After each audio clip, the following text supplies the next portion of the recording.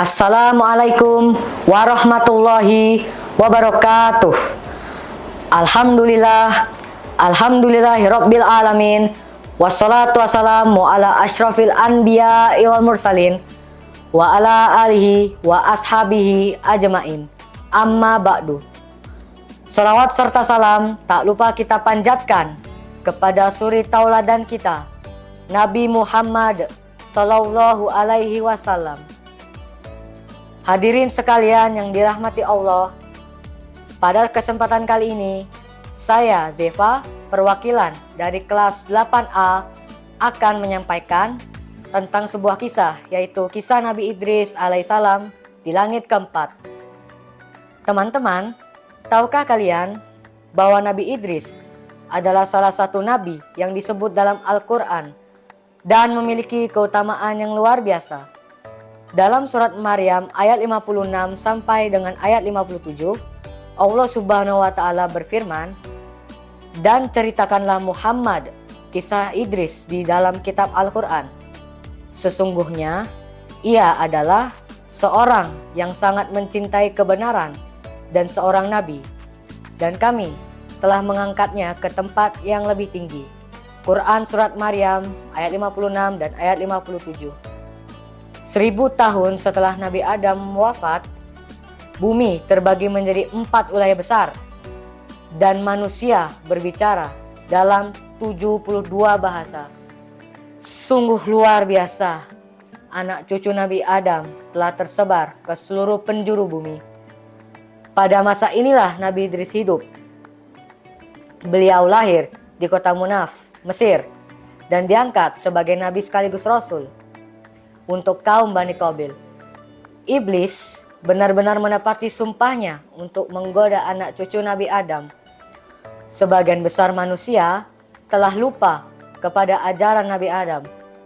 Mereka tidak lagi menyembah Allah Subhanahu wa taala dan berganti menyembah kepada api, menganggap api sebagai dewa yang menjaga mereka. Suatu ketika Allah memberikan ujian berupa kemarau yang panjang, hujan yang tak kunjung turun, membuat tanah mengering, gagal panen terjadi di mana-mana, hewan ternak juga banyak yang mati karena kekurangan air minum. Aduh, kalau begini terus aku bisa rugi. Orang-orang mulai gaduh dan saling mengeluh. Tidak ada yang bisa mengatasi kesulitan itu. Mari kita minta perlindungan kepada sang dewa api, teriak salah satu warga. Ajaran tersebut disambut oleh seluruh warga. Mereka berbondong-bondong menyembah kepada dewa api dan meminta agar segera diturunkan hujan. Namun, hujan tidak juga turun meskipun mereka telah berdoa berkali-kali. Semakin lama, kekeringan pun semakin parah. Nabi Idris pun mengajak kaumnya untuk berdoa dan memohon kepada Allah Subhanahu wa taala. Alhamdulillah, Allah mengabulkan doa Nabi Idris. Hujan pun turun dengan lebat, membasahi tanah-tanah yang kering. Sungai mulai terisi, pertanian mulai kembali subur, dan tanah kembali menghijau. Sungguh Allah itu maha besar. Dalam kesehariannya, Nabi Idris selalu berhati-hati dalam berbicara, pendiam, berwibawa, dan sangat suka belajar. Allah memberikan karunia ilmu yang sangat luas kepada Nabi Idris. Ini adalah mukjizat yang diberikan kepada Nabi Idris. Beliau menjadi orang pertama yang memahami ilmu tafsir, hukum, serta ilmu astronomi. Subhanallah. Mukjizat selanjutnya adalah kemampuan untuk menulis dan membaca. Nabi Idris adalah orang pertama yang bisa membaca dan menulis. Selain itu, Allah Subhanahu wa taala menurunkan 31 lembaran kepada Nabi Idris yang berisi petunjuk yang harus disampaikan kepada kaumnya, Bani Qabil, agar mereka bertaubat dan menyembah Allah. Tidak hanya cerdas dan memiliki banyak ilmu, Nabi Idris juga mendapatkan mukjizat menjahit. Beliau sungguh mahir dalam menjahit pakaian. Ketika jahitannya selesai, Nabi Idris akan memberikan kepada orang yang membutuhkan tanpa meminta bayaran sedikit pun. Subhanallah, sungguh mulia sekali. Dalam 1 minggu, Nabi Idris menghabiskan 4 hari untuk beribadah kepada Allah dan 3 hari lainnya digunakan untuk berdakwah. Amalan ibadah Nabi Idris yang sangat sulit diikuti oleh orang-orang adalah berpuasa sepanjang hari dan beribadah sepanjang malam. Sifatnya yang sungguh mulia ini menarik perhatian malaikat Israel.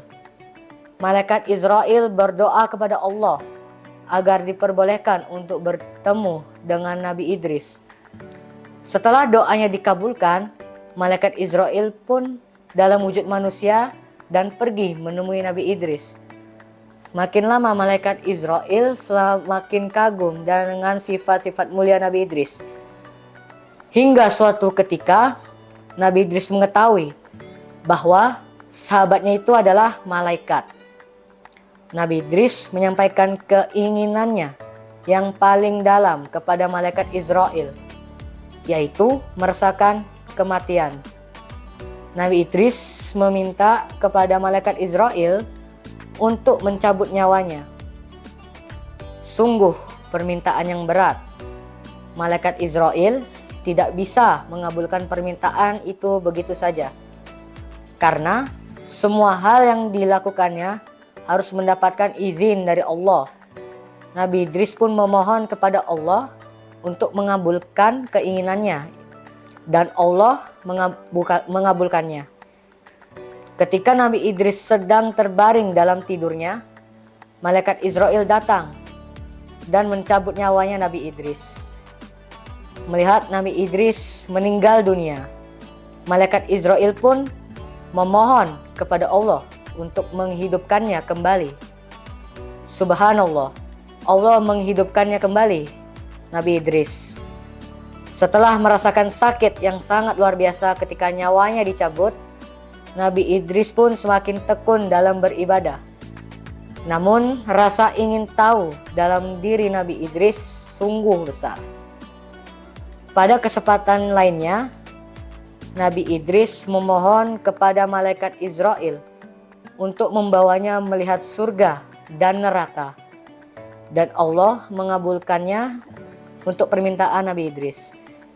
Malaikat Israel mengajak Nabi Idris terbang menembus langit. Ketika sampai di dekat neraka, Nabi Idris melihat penjaga pintu neraka yang begitu menyeramkan. Tidak pernah terbayangkan sebelumnya betapa menakutkannya neraka itu. Tempat yang sangat mengerikan, di mana manusia akan mendapatkan siksaan setelah hari kiamat nanti. Nabi Idris pun pingsan karena tidak sanggup menyaksikannya. Setelah itu, malaikat Israel mengajak Nabi Idris mengunjungi surga. Di sana, Nabi Idris disambut oleh penjaga surga yang rupawan. Nabi Idris hampir saja pingsan lagi ketika melihat surga yang begitu indah. Subhanallah, surga tampak begitu menakjubkan. Mata air di sana sangat jernih, ada sungai yang mengalirkan susu, madu, dan anggur. Ketika waktunya telah tiba, malaikat Israel memanggil Nabi Idris untuk mengantar pulang ke bumi. Namun Nabi Idris merasa enggan meninggalkan surga yang begitu indah. Beliau pun berdoa kepada Allah untuk diizinkan tinggal di surga selamanya. Allahu Akbar. Allah sungguh mengasihi Nabi Idris. Maka Allah pun mengizinkan Nabi Idris untuk tinggal di surga. Nabi Idris menjadi nabi pertama yang diangkat ke surga. Dan kisah ini dibenarkan oleh Nabi Muhammad SAW. Ketika Nabi Muhammad mengunjungi neraka, dan surga dalam peristiwa Isra Mi'raj, beliau bertemu dengan Nabi Idris di langit keempat. Nabi Muhammad bertanya kepada malaikat Jibril yang menemaninya, dan malaikat menjawab, "Inilah Idris."